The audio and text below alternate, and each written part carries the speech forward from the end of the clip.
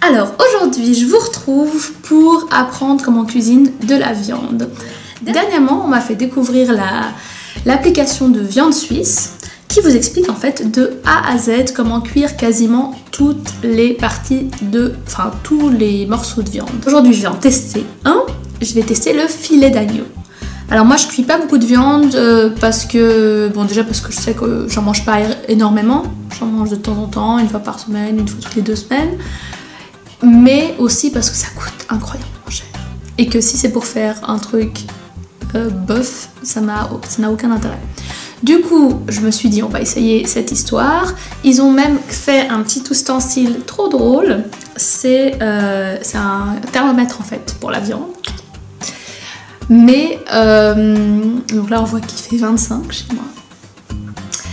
Et en fait je vais utiliser ça pour cuire la viande à la perfection. Normalement si tout se passe bien je vais avoir un filet d'agneau saignant. Enfin oui parce que moi j'aime le saignant. Voilà, c'est dit. Un truc hyper cool sur l'application, je vais vous montrer ça tout de suite. Bon faut que ça marche hein, mais j'ai essayé plusieurs fois, ça marche mais pas tout le temps.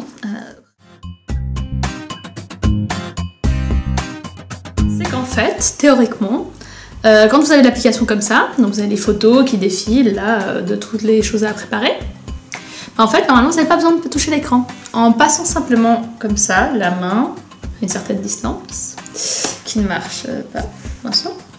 Peut-être que ça marchera chez vous.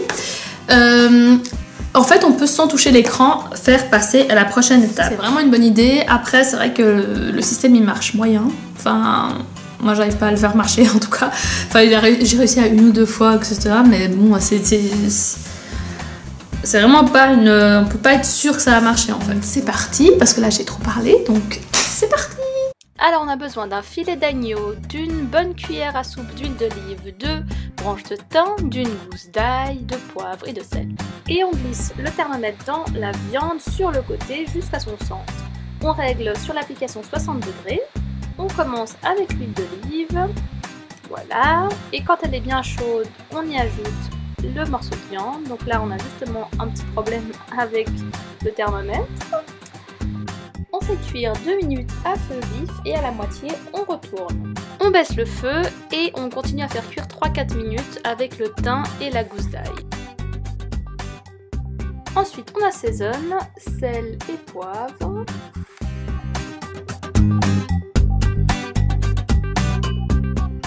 Et voilà un filet d'agneau d'après la Viande Suisse Académie. Donc le verdict de cette expérience avec ce fameux thermomètre à viande qu'on relie d'ailleurs à son attel avec le Bluetooth, c'est que franchement c'est pas mal, ça peut aider, ça donne une direction. Le truc c'est que comme vous avez vu dans la vidéo, on met pas tout sur le fond de la poêle.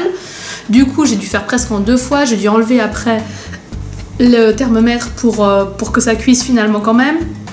Donc là j'ai goûté, c'est pas mal mais c'est quand même un peu trop cuit du coup, enfin par rapport à ce que moi j'aime bien. Malheureusement j'ai pas pu atteindre le saignant, donc c'est un peu ça le point négatif que j'aurais à dire en fait sur l'utilisation de ce thermomètre. Après c'est cool qu'il sonne, parce que c'est vrai qu'il sonne quand même assez fort, donc on peut pas se louper si jamais. Mais je pense qu'effectivement c'est plus facile si on utilise, enfin c'est plus pratique si on fait en fait quelque chose au four qui a besoin de cuire vraiment relativement longtemps. Et pas quelque chose à la poêle qui est quand même assez rapide, donc du coup il faut réagir et puis après c'est compliqué et tout ça. Donc voilà, en gros c'est un bon début mais avec du potentiel d'amélioration. Et puis on se retrouve tout bientôt pour de nouvelles aventures culinaires. Ciao.